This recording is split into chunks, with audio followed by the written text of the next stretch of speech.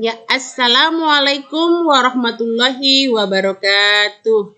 Pertemuan kita kali ini akan membahas tentang kurban dan akikah. Pengertian kurban. Kurban menurut syariat sesuatu yang disembelih dari binatang ternak yang berupa unta, sapi, dan kambing dengan tujuan untuk mendekatkan diri kepada Allah Subhanahu wa Ta'ala pada hari Idul Adha dan hari Tasyrik. Sedangkan akikah menurut syara artinya penyembelihan hewan ternak pada hari ketujuh kelahiran anak yang pada hari itu diberi nama dan rambutnya dipotong. Sedangkan menurut bahasa, akikah berarti pemotongan. Syarat-syarat berkurban. Yang pertama, harus binatang ternak seperti unta, sapi, kambing, dan biri-biri. Yang kedua, unta berumur 6 tahun, sedangkan sapi berumur 3 tahun. Kambing dan biri-biri berumur 2 tahun. Yang ketiga, binatang yang dijadikan kurban tidak boleh cacat. Sedangkan syarat sebagai hewan akikah adalah hewannya harus berjenis kibas atau domba putih, sehat, umurnya minimal setengah tahun, dan kambing Jawa minimal setahun.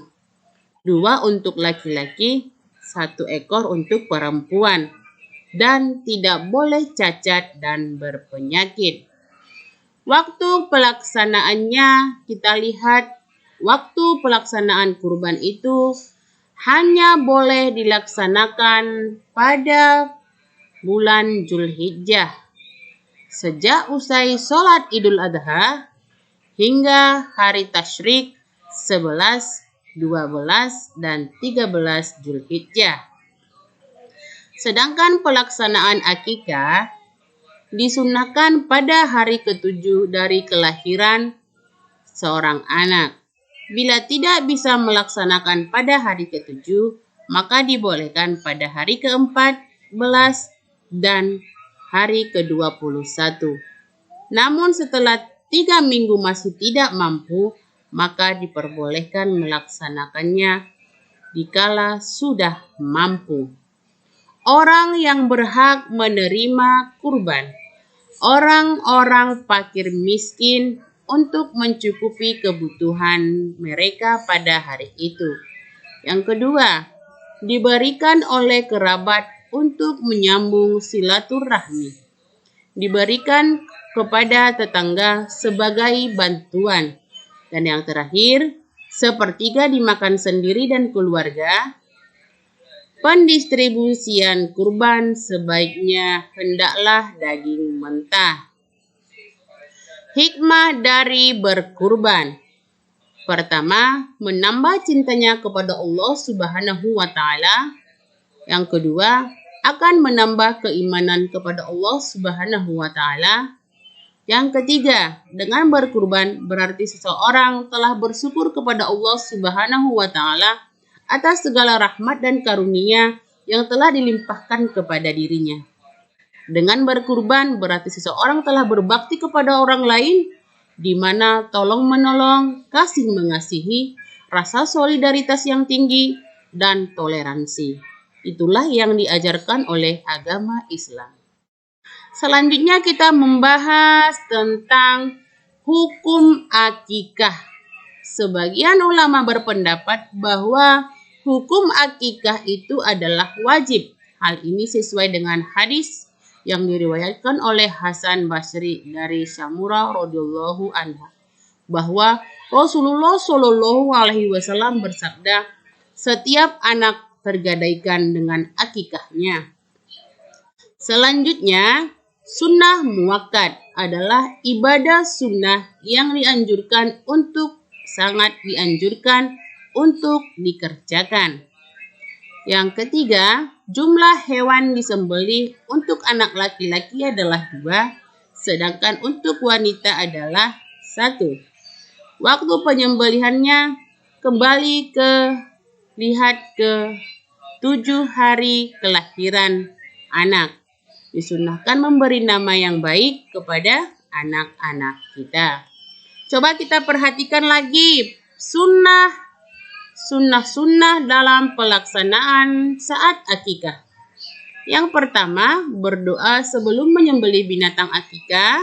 Yang kedua, menyebutkan nama anaknya seperti Bismillahirrahmanirrahim Allahumma haza minka wa ilaikal akikah.